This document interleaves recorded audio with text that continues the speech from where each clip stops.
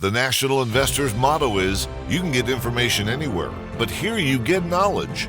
And for well over 40 years now, Chris Temple has imparted that knowledge, an unparalleled, understandable, and useful take on the big picture of the markets and of our world. He has been out in front of what you see on the news every day on many themes. More, Chris has taken this macro knowledge and his unique analytical abilities to uncover unique investment opportunities. Often, he has guided his members to big winners in resources, biotech stocks, and more.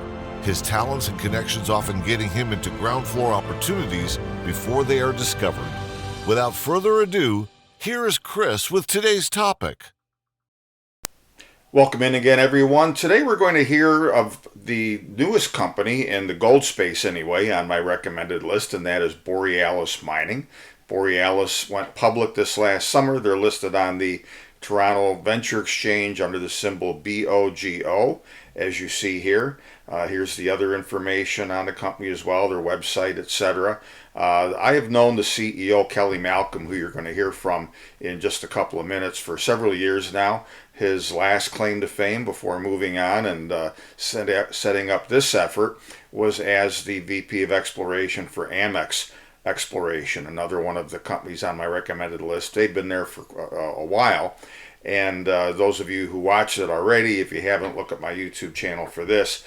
But I just visited recently with their CEO, Kelly's former boss, where he is still, I know, a shareholder, Victor Cantori, and they've come up with a good initial mineral resource estimate. More importantly, a great economic study that they've come out with. And that's going to be a lesson that we're going to talk about later on with Kelly as to these days, especially in the markets where gold investors are more finicky, and they're also a little bit less plentiful than they used to be, so people are more discerning. It's important to not just come up with resources and have a good exploration story, but to be able to show economics and cash flow. And that, I think, is going to become ever more apparent. Now, before we get into things, of course, the usual preliminaries, Kelly and or myself might be making forward-looking statements as those are defined by the regulators, so we want to make sure that you know about that. Secondly, I recommended Borealis Mining recently to our members at the National Investor. Subsequent to that, as a lot of companies do, they've asked us to do some added copyright work and public relations and some media things and so forth, of which this video is a part. So we want to let you know about that. Now, in Nevada, the Walker Lane trend area, which is kind of the northwest to southeast trending area, that's essentially the state border, as you see here, of the southern part of the state of Nevada. This is a project, and I'm going to let Kelly explain it himself because he'll do a better job than I will, but he had his eye on this thing for a while, was able to get fortuitous circumstances to purchase the old Borealis mining area and the old Borealis mine and some surrounding ground. It's a past producer, fairly low-hanging fruit as open pit heap leach type, or heap leach rather, projects are concerned. But with a lot of exploration upside, with a lot of existing resources that have yet to be exploited, and with a game plan pretty exciting that you're going to be hearing about going forward, where Kelly hopes to build a company, as others have done it in the past. One notable one you'll be listening to later on. He hopes to build a company with a lot of decent projects that, whether it's too small, the previous owners couldn't make a go of it and raise money and went bankrupt, whatever. There's a lot of stuff out there like that. And Kelly has been able, fortunately, to get a good group of people and advisors around him, some very seasoned people in the resource industry, precious metals particularly.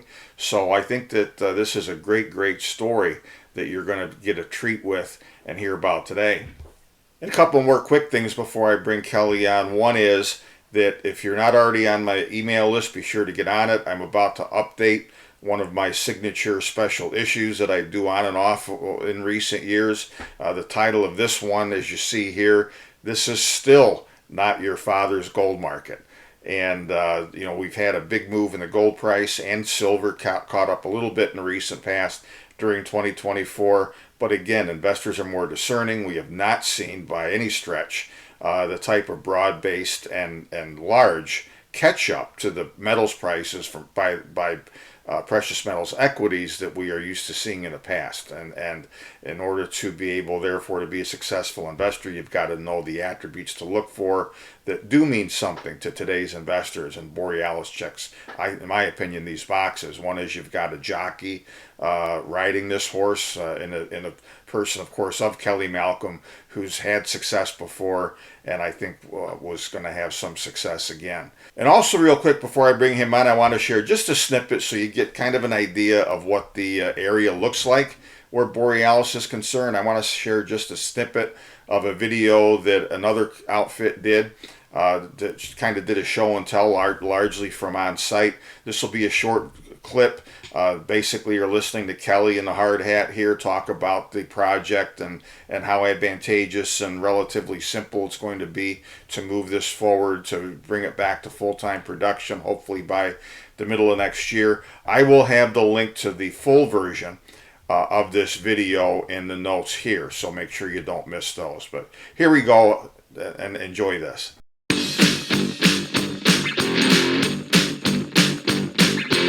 I would say we have an edge on the vast majority of other companies. We have a permitted operation, we have a footprint, we have a facility. We don't have to build leach pads, we don't have to build ponds. We just take that ore from that new discovery and we do everything on this existing disturbed site.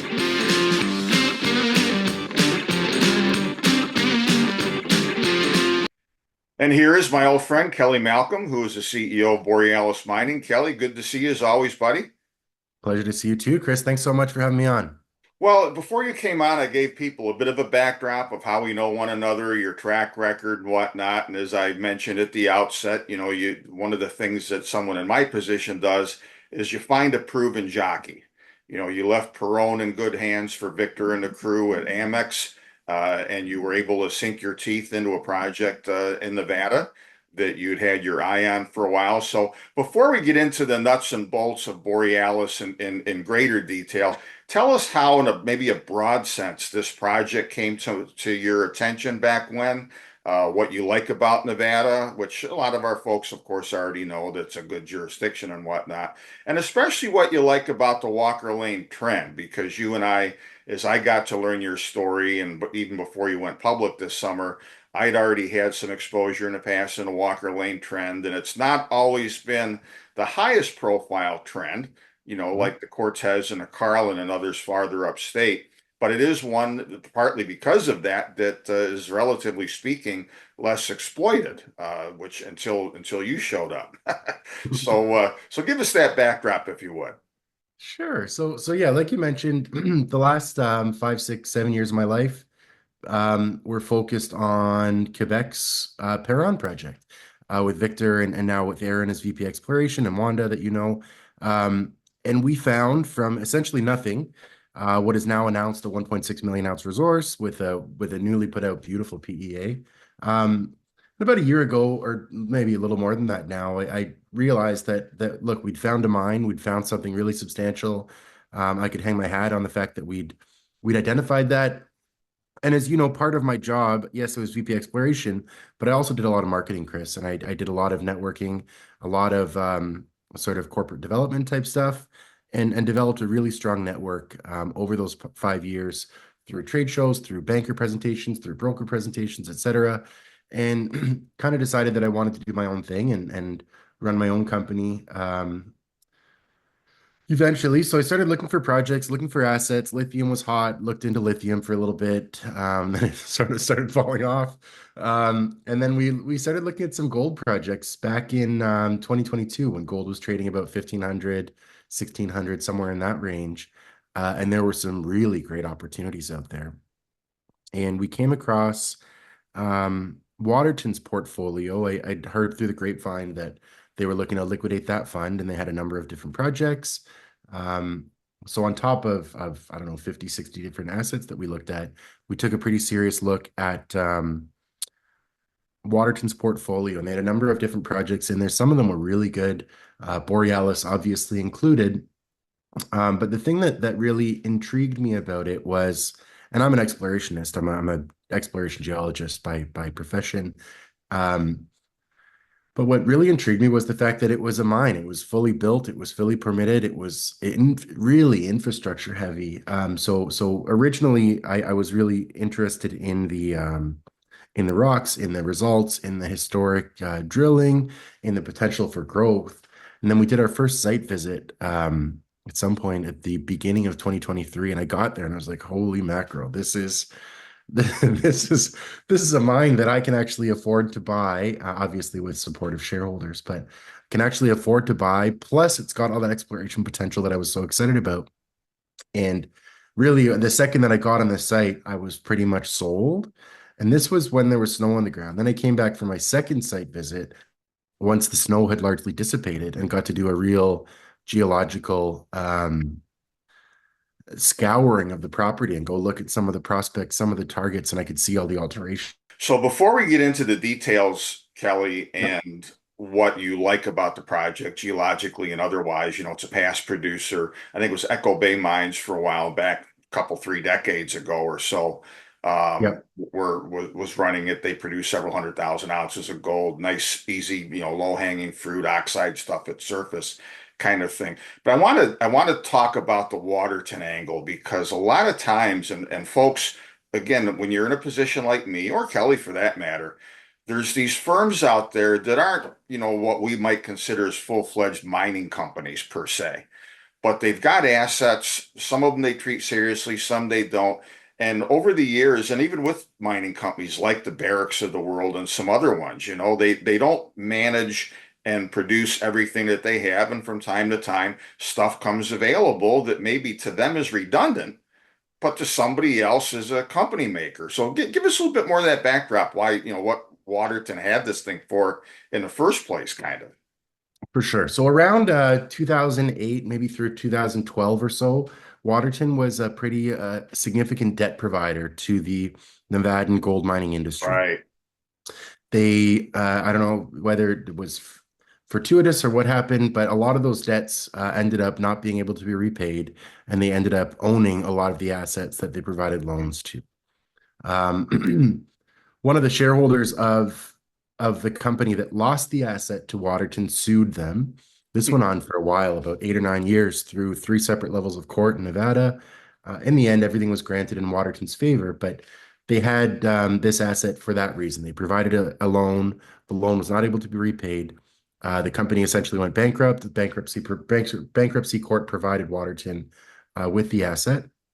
And honestly, in my opinion, the fault and the reason that the company did suffer and fail eventually um, certainly wasn't geologically. I think there's real potential for some serious money to be made, particularly at these gold prices, but more on the financial side of things and not having access to capital and having to go take a loan that wasn't on great terms, to be Right. honest with you.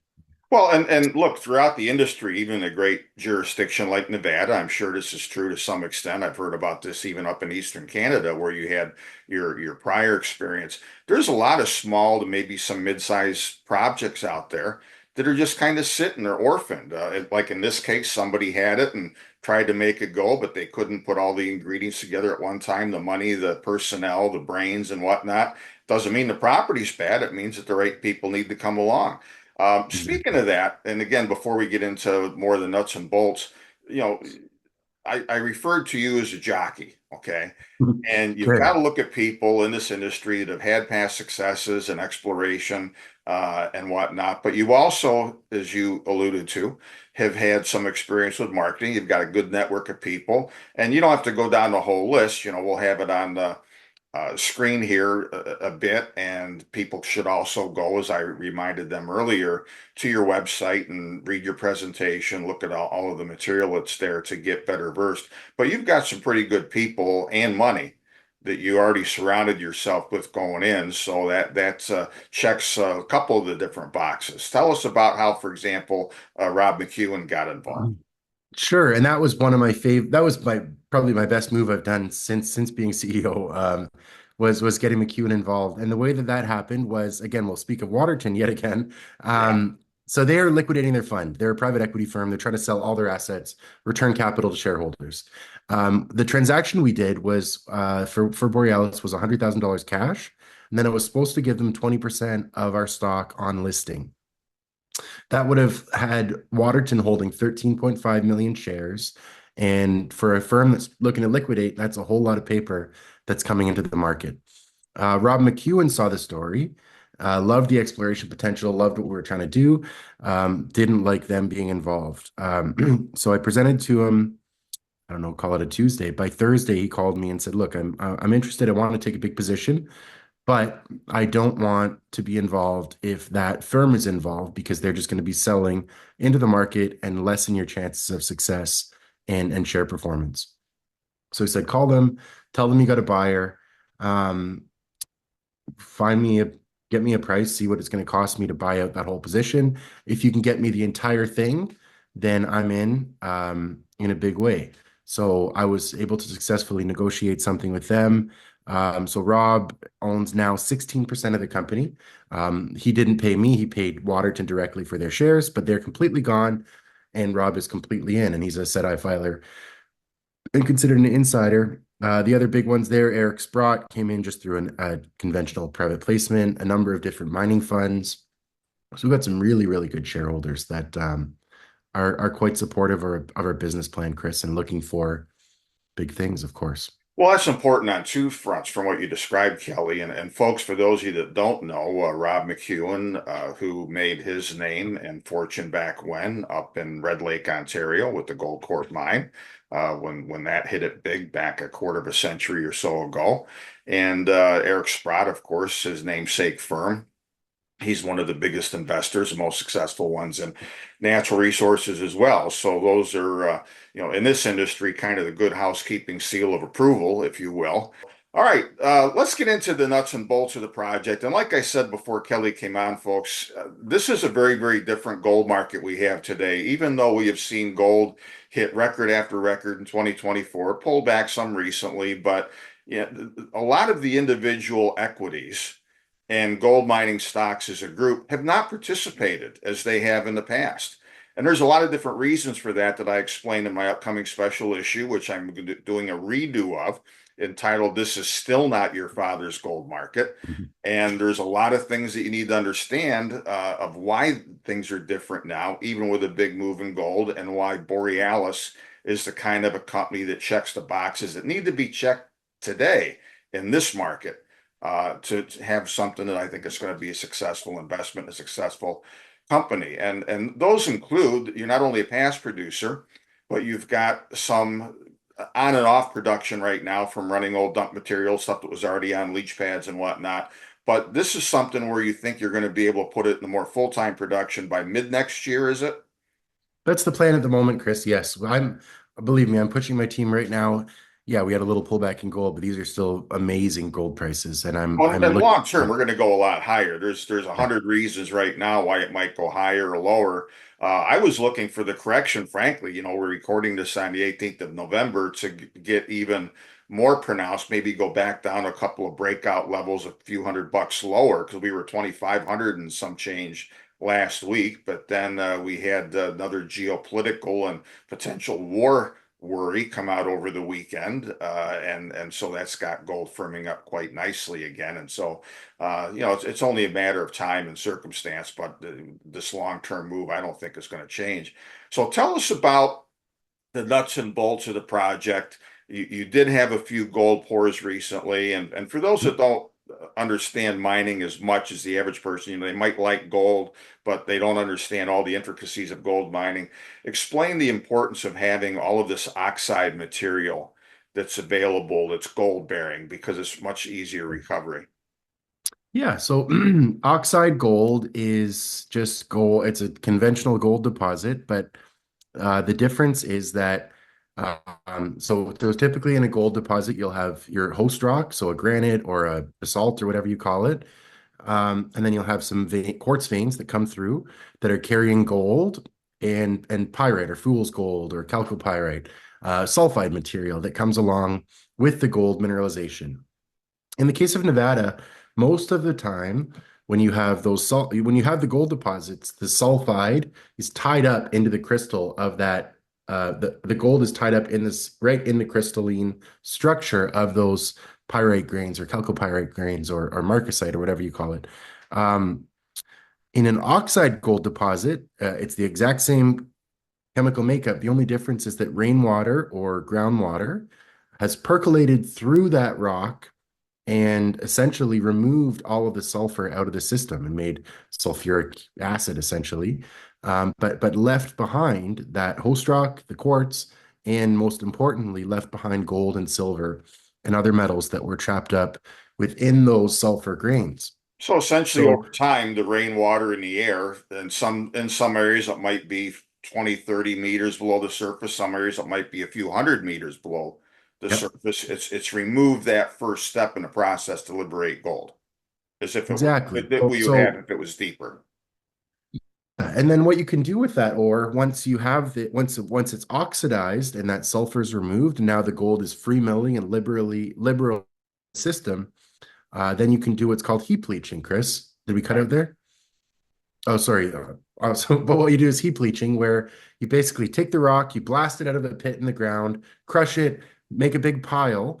Under that pile, you've got some pipes, and you sprinkle the top of that pile of ore with cyanide as a very dilute cyanide solution, and that grabs and captures the gold grains themselves, dissolves them into solution, and then you send it to what's called an ADR facility, where the gold basically gets trapped up in carbon, kind of like a Brita filter. Mhm. And that Brita filter is, instead of cleaning out your drinking water, it's cleaning the gold out of solution. So the gold actually gets stuck on the individual carbon grains. And then I'll really simplify the process and say essentially that you burn off the carbon, and you're left with gold. That's a very, very, very simplistic Yeah. version. And then you pour gold bars basically. So that's the very general process of how it works. We've got detailed um Yeah, and I don't know, I don't know if you know what the number is, but I think even in North America, a good percentage of all of the gold and probably a fair bit of the silver too that's produced is by exactly this method. Yes. Well, Yeah, almost all gold is. So even the non-oxide stuff in an actual plant, every single gold mine, I believe, in North America for the most part, um, gold is extracted by either CIL or CIP, so carbon and leach or carbon and pulp. Those are within a mill, but mills are a lot more capital intensive, a lot more costly to operate, and you have to grind your ore down to such a fine powder to allow that cyanide to penetrate. In our case, you can leave it nice and coarse, and because there's all those holes and vugs and gaps in the rock, the cyanide can penetrate. We can do it outside at a much lower cost. But carbon is almost always involved in the process. right. So there's nothing, we're certainly not doing anything unique here. In fact, we're doing very much a Yeah. plain Jane process. Well, that's what's nice. And so you've got, in relative terms at least, nothing's easy and things can go wrong, but you've got pretty much what the industry would consider, low-hanging fruit here as far as Yes. what's been produced before. Now, besides that, besides several 100,000 ounces of past gold production when the thing was operating, some gold was left behind. You've recovered some of that gold already, so you know that the leach pad is still good and everything is permitted. You're not having to get any new permits. Uh, So the majority of our, let's say we went into production, and again, this is going to be really forward-looking, Chris, and I know we right. wanted to talk about this later, because we don't have a current resource. So it's from a 2011 pre-feasibility study, the most recent documentation of the number of ounces of gold in the property, and that showed about 1.8 million ounces in the measured and indicated category. So of that overall total, I would say there's about 20% that's fully permitted that we can go mine tomorrow. Okay. There's a chunk, two chunks in particular, one to the west and one to the east, that we've already initiated the permitting process on.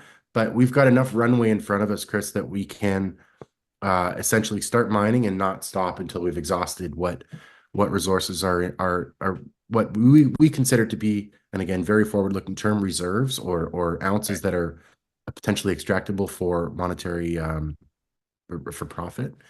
Um, And then don't forget, we're an explorer as well, so we're hoping to identify some new gold deposits in Well, that and you process. took the next question right out of my mouth, Kelly, because recently you announced that you would increase the land package there. You're very convinced, and I'm following a couple other companies that are farther to the southeast, I guess it is, from you along the Walker Lane trend. But again, as we said earlier, this is a relatively speaking less explored trend in Nevada and less exploited trend than what you've got farther north and the Cortez and the Carlin and the Getchell and so forth.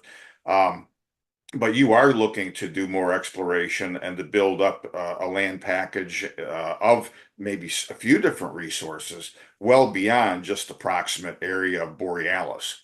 Yep. Yeah, so I'll harken back to the beginning of our conversation about the Walker Lane.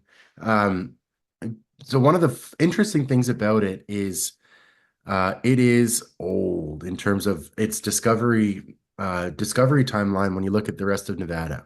So the Carlin Trend was really a 1980s and onward discovery. The Walker Lane was mined back in the 1800s, 1700s potentially. There's old adits all over the place. But this was all found, or a lot of the deposits and the general areas of gold mineralization, many of them were found prior to the heap leaching process being identified. So a lot of it was conventional, old school underground mine with some mules and some guys with pickaxes high grading these veins. Whereas if you had found some of these deposits 100 years later, they could be much larger than they were, albeit the grade would be lower. But there's big gold deposits, like even just around us. So Borealis, call it a 2 million ounce gold endowment in terms of what was extracted in the past and what was identified in that 2011 study. Hecla has the Aurora project right to the south of us. That's a 1.9 million ounce historical producer. Lahontan Gold, about 30 minutes away from our front gate, just put a 2.2 million ounce resource. So this area, yeah, it doesn't have the 100 million ounce Carlin Trend type deposits, which are ubiquitous and just gold everywhere, but it does deliver some real robust multi-million ounce discoveries and deposits. Well, and I'm glad you gave that explanation because I've probably been told that for and had forgotten. So I'm glad you explained it. But yeah, once the technology was available to be able to do the bigger open pits and heap leach lower grades without having to go underground, that's when everything happened up north in the state and the Walker Lane trend kind of got forgotten, I guess, to some extent. A little bit, and you don't see very much about it. You're seeing a bit more to the south, certainly now that Anglo's got their new discovery down there. But Right. the northern portion of Nevada, there's very little work, very little active development occurring. And I think there's real opportunities for exploration, but also, and we've talked about this offline a few times, Chris, but also for M&A activity, which is a major core component of our business plan, and we think that there's really great opportunities out there that aren't valued. Well, the market value, I guess the company's worth what the market says it's worth, but Right. I think that there's a lot more value in some of these assets and companies than the market is currently attributing. So there's real potential for um, deep value acquisitions in the Yeah. future. Well, and that's one of, even though the owners of these things aren't happy about it, but that is one of the advantages of the nature of this gold market right these days, because most of the smaller exploration juniors, publicly traded, some of them as private ground, and even a few of the smaller producers, they have just not kept up with the gold prices they have in the past. And for a lot of reasons, we're not going to go into that for present purposes. But again, folks, you can get that information from me upcoming in my gold issue. And don't forget, again, I'll repeat it once more, to look at Kelly's site, Borealis Mining as well. Now, you just put out just about a week or so ago, barely, some drill results from some of the area exploration you're doing. Pretty darn nice numbers. So tell us what you hope that's going to lead to. Sure. So so that was from an area called the Graben Gold Deposit. Um, Graben is directly to the west and sort of northwest of what was historically the highest grade and the deepest pit of oxide mineralization on the property. That was found, call it 1986, mined for about 4 years, made a ton of money. Actually, I read an interesting report, I think it was from 1987, when they just really gotten in the guts of that deposit. For 2 separate quarters, Borealis was, and this was internal, so maybe it's not 100% factual, but it was from a real mining company, was one of the top low-cost producers in North America for several quarters. So when you get into the guts of these things, they can be very, very, very profitable, particularly if you're mining high-grade oxide. But that's a digression. So what we drilled was a big body of sulfide mineralization directly adjacent to the Graben. The reason why it matters what we're doing there is, and we had talked about the benefits of oxide and how they're cheaper, how they're easier. But when you have a big resource of high-grade gold right beside existing infrastructure, that's also very valuable and something that you want to start putting your thinking cap on while you're still looking at your oxides for potential extraction in the future. So what we did was we drilled a few holes to confirm and also to expand upon the existing historical block model. Results were great. There was some big 200 plus gram meter hits. There was some nice high grade in there. What didn't get into the results were because some of the results are pending. There's some really interesting silver and copper numbers surprisingly there as well. But what is really interesting about it is, so Borealis, as mentioned, fully permitted. We're permitted already to go underground from the wall of that Freedom Flats pit and just go ramp over into that body and extract 55,000 tons of mineralization to kind of get things going, do a bulk sample, make sure we fully understand the metallurgy. But it's absolutely a part of the project and deposit that I think warrants some more work and some very careful consideration about how shareholders can benefit from that roughly million ounce body sitting right beside our infrastructure. So, Wow, that is um, cool. That is cool. yeah, it's really neat. In your presentation, and you and I never talked a great deal about this, but I want to kind of wrap up with this because it encapsulates your whole story, which is why it's the appendix of your corporate presentation. But you harken back to the history of Glamis Gold, and folks, for time's sake, Glamis was a company years ago that had great success, big buyout, and Kelly is trying to follow in those footsteps with what he's doing. You've got Borealis, there's great upside, you've got immediate cash flow potential there, you've got a lot of regional exploration activities, and really elsewhere in the state of Nevada. I think you even told me that you're looking farther north. So wrap all of that up for us as we close here, and tell us just a bit about why you included Glamis in there. And I've had the shots up on the screen as I've been describing that, and what your hoped for trajectory is going to be. So obviously, I hope for a similar share price Right, trajectory. that too. But no, that's a wicked story. So Yeah. the and it's hard to actually incorporate it into the presentation. But even before what you're seeing in terms of those production profiles that I've presented there, they produced gold from small heap leach projects all throughout the world. They weren't looking for these huge. Now it seems like the new buyout numbers 4, 5, 6 million ounces to get Barrick to give you a call, right? When you look at their transaction history. Whereas historically, up until the early 2000s, 1 million ounces was at one point a world-class deposit. And you can make a lot of money from some of these things.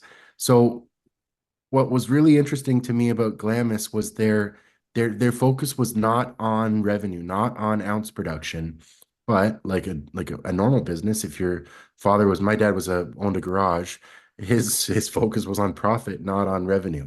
You want to make money. That's your whole job as the president of a company. You're not looking to maximize revenue, although you look at Amazon and that would tell a different story. But if you're running your own personal business, you want to make money, and that's profit.